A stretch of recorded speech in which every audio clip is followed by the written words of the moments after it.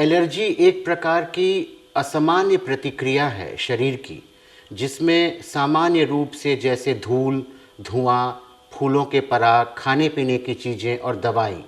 जिनका इस्तेमाल हम अच्छे के लिए करते हैं, अपने शरीर की बेहतरी के लिए करते हैं, किंतु जब उन्हीं के संपर्क में आने से विषम प्रतिक्रियाएं शरीर में शुरू हो जाती हैं, जैसे कि दाने निकलना, चकत्ता होना, लालीपन आना, रिएक्शन होना जिसे कहते हैं, उस प्रक्रिया को एलर्जी का नाम दिया जाता है। अगर हम बात करें इसकी वजह की, तो वजह क्या दिखाई देते हैं और किसी के शरीर पे अगर ये समस्याएं हो रही है एलर्जी की, तो उसे कब समझ जाना चाहिए कि ये नॉर्मल एलर्जी है या फिर अब जो ये एलर्जी बढ़ रही है तो अब हमें डॉक्टर के पास जाना चाहिए?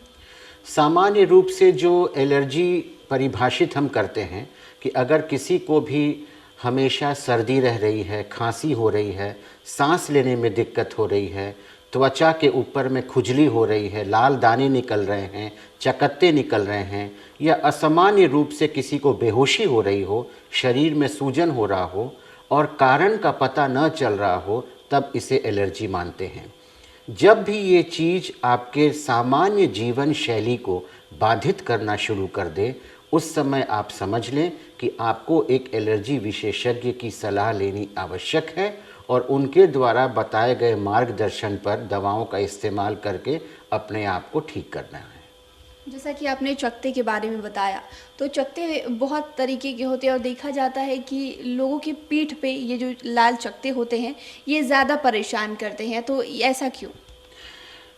इसका सामान्य कारण तो मैं ये बता पाऊँगा कि पीठ एक ऐसा पृष्ठभूमि है हमारे शरीर का जिसे हम देख नहीं सकते हैं। हम सिर्फ या तो उसे शीशे में देख सकते हैं, हाथों से उसे महसूस कर सकते हैं, इसीलिए खुजली वहाँ ज़्यादा होती है, चूँकि एक बहुत बड़ी सतह हमारे शरीर पर है जो सपाट रहती है और कहीं कोई उतार चढ़ाव या रोक टोक नहीं है।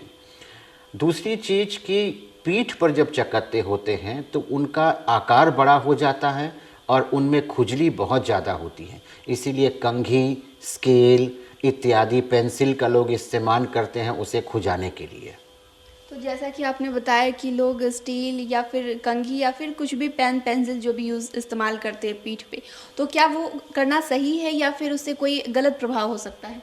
नहीं, वो सही तो इसलिए नहीं है चूँकि खुजलाने के क्रम में यदि किसी स्केल का किनारा से आपके पीठ को खरोंच आती है या छिल जाती है तो वो एक दूसरे प्रकार की इंजरी या घाव का रूप ले सकता है। ऐसे परिस्थिति में अपने परिवार वालों का सहायता लें और पीठ में लगाने के लिए बहुत अच्छे अच्छे एंटी एलर्जिक लोशंस आते हैं जिनका इस्तेमाल करने से न सिर्फ खुजली और जलन कम हो जाएगी बल्कि चकत्ते भी ठीक हो जाएंगे।